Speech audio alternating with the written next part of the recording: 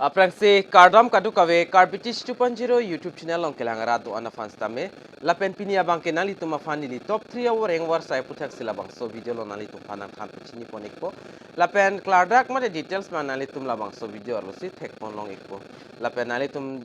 jong sila son Voreng Abirta lapen kapre ga son Abirta nali tum arjulong verji afan la bangso YouTube channel nali tum subscribe ikon lapen adung hes tame belajan thekloing hodas tame nali tum berpon igdernon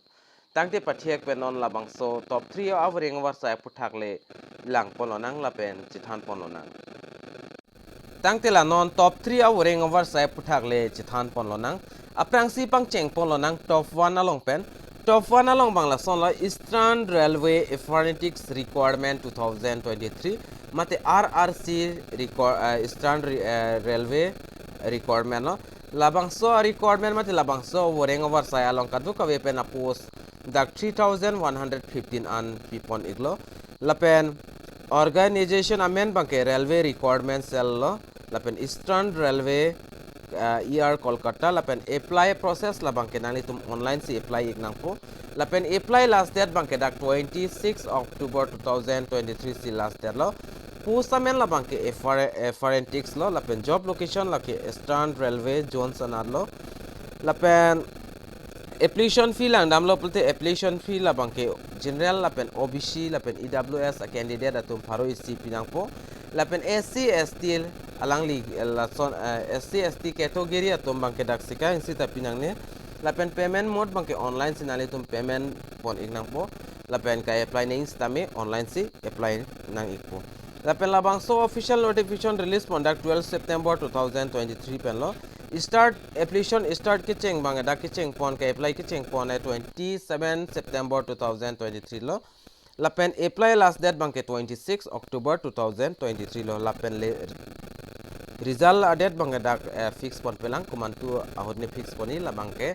update long lela asinali tum jong sining hang pole da kado ka pen 3115 an aposto asinali tum la bang so Voreng Abirta long jogdun example tunali tum jogdun iktam mela tangte puthot non top 2 Voreng Abirta aputhakle chithan ponlonang top 2 Voreng Abirta amen labangke IDBI bank assistance manager requirement lo lapen da kadu kawe pen 600 so se apus dak pipon iglo lapen last date labangke dak 30 September 2023 si last date lo lapen dak apus amen bange junior assistance manager grade O vacancies lo lapen category wise dak labangso Voreng Abirta thak pon lo unreserved dak kadu kawe pen 243 ando lapen SC candidate atum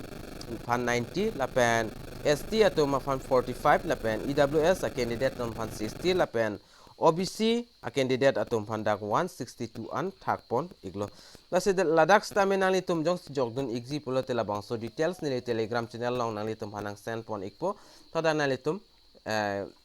lang igon lapen nalitum jogdon igon tangtel non pader depend pen top 3 Voreng Abirta puthak chithan polonang top 3 Voreng Abirta puthak langle ko mate chithan thia ko nalitum phan tuning ri alam the bangla puelo nalitum labangso YouTube channel jong si subscribe pre lang polte nalitum subscribe igon lapen labangso videos tabe nalitum ko an ma share pon igon lapen 10k kile if han bangke non asap so subscriber bangan nang iklang lasi nalitum nang pile dun po pusi nilining stame nili thepon tangte non top 3 Voreng Abirta puthakle chithan ponona top 3 Voreng Abirta labangke CSR